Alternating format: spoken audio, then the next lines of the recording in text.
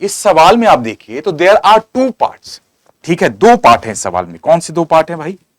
सबसे पहला है कि those who in trouble untroubled are, यानी कि जो डिफिकल्ट सिचुएशंस में, एडवर्सिटीज में अनट्रबल्ड हैं, ठीक है, वो ट्रबल को भी ट्रबल दे देंगे। तो यानी मुझे दोनों एस्पेक्ट्स को बताना है कि किस तरीके से हमें ट्रबल टाइम्स में अनट्रबल्ड रहना है, वो कैसे रहेंगे हम काम एंड कंपोज माइंड से, ठीक है, और साथ ही साथ अगर हम काम एंड कंपोज माइंड रखते हैं तो हम ट्रबल को भी ट्रबल दे देंगे, यानी कि we will easily be able to overcome any sort of difficult times और चैलेंजेस, राइट, और adversities in our life.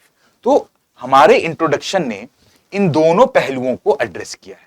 This is what is called addressing the core demand of the question. This is the style of precision. Precision यही होता है ना। When in my first answer writing video जब मैं discuss कर रहा था कि presentation, articulation and precision, all three has to be taken care of. Precision is directly coming to the core demand of the question, addressing the demand of the question.